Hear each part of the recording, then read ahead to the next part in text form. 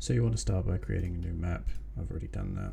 So just create a new map, save that, add a directional light. So let's start making our stuff. So we want to create a new folders just to make things easier.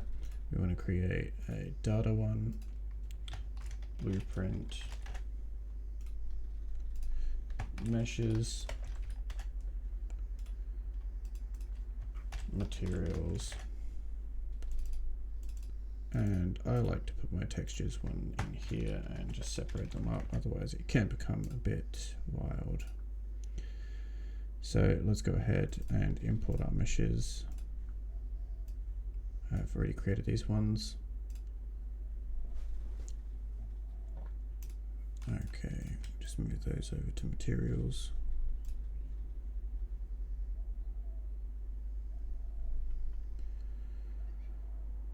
And basically, yeah, I'll share them. So now we just want to set up a few things first. So if we set up a structure,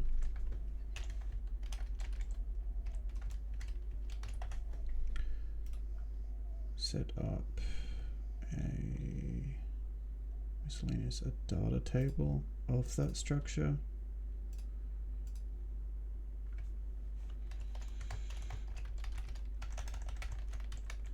Track 1. And we need to create a game mode as well.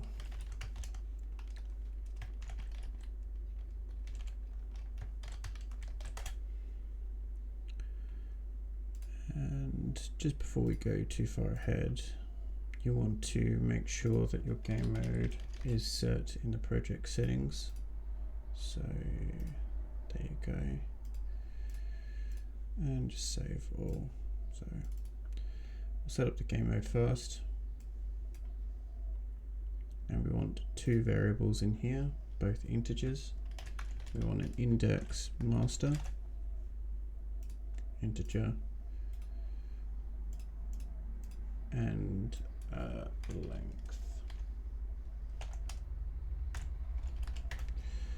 So you could change this further down the track and set it to like length 1, 2, it doesn't matter.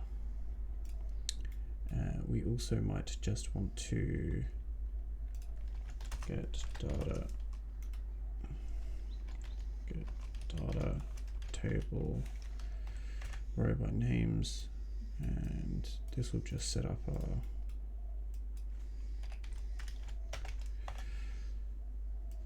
length variable.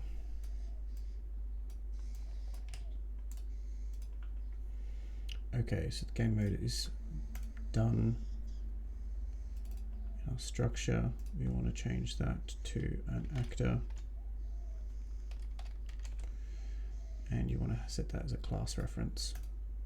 Save that, that's done. You track, you can now see that we can add in, so let's just add in 9. We'll set them in a minute, we don't have the stuff for that yet. So let's create a blueprint. This will be an actor, and this will be our track parent.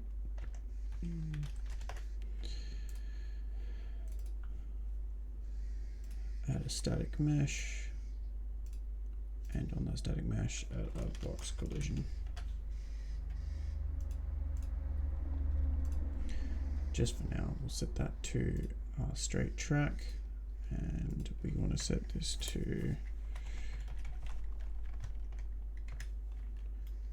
the very end of the track. But that's important that we have it in the center and at the end, and it's important that the track is at the start, otherwise it will just make it horrible to work with. It just makes sense this way. So let's just save at this point. Get rid of these two. Now let's make two functions before we start. So we want to set our index, and we want to save our index. So let's cast to that game mode that we made. Load. And let's get our index master, and we want to promote that to a variable. Just call that one index, just so we don't get confused. Also want to get our length, and we want to return that. So if you just drag it into return, it'll do that for you. And in our save index, we kind of want to do the same thing, but instead of setting our index, we want to set master index. That's what we have to do here. Okay, so with this one, just start off with a little bit of a delay, like a really insignificant amount of time, but it is required. So let's set index, the function we just made, and off that we want to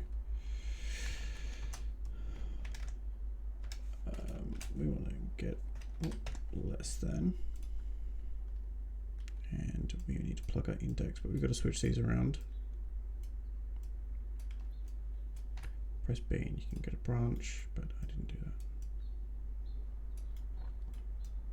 Man, I hate that bug.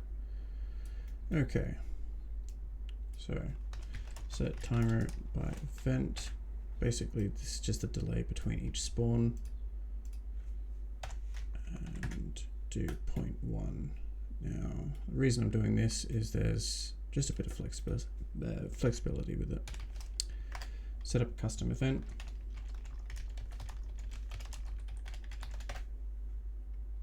Plug them in.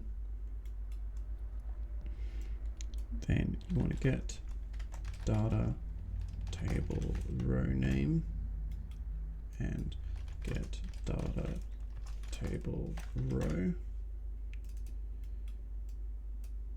You want to get a reference, plug your index in there, set them as data table row.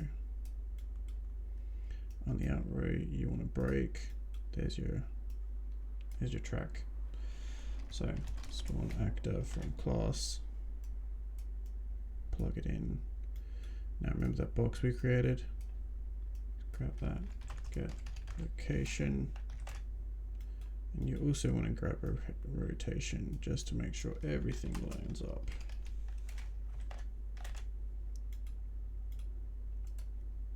Split the structure spin by clicking on it and just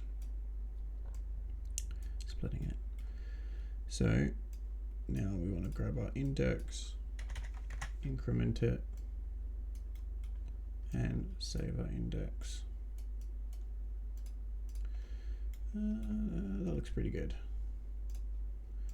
So now if we just drag that in there,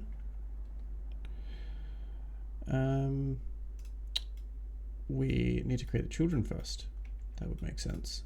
So if we just create 3,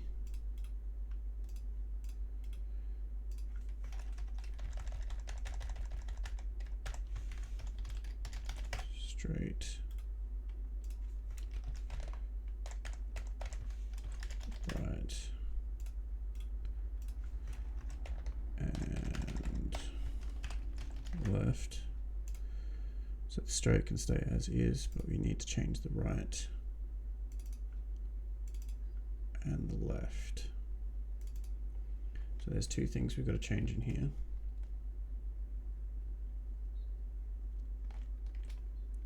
That is the mesh.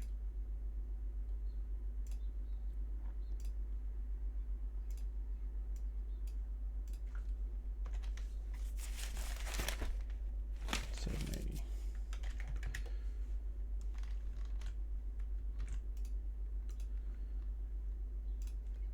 Alright, we'll change that to right. Just, you got to put it in the middle. So if your track curves or anything, just make sure that you update that. Okay, and then go back to our data table. Now this is where you can create your track. Now, if you add more variables in, you can add scenery or whatever. And but right now, oops, that's fine. We just need to put our tracks in. So let's start with 1, 2, 3 straights. Right. 1, 2, left, and straight, and then yeah, whatever, left again. And if we simulate, it creates the track. There you go. You've got your first track generation set up. Till next time.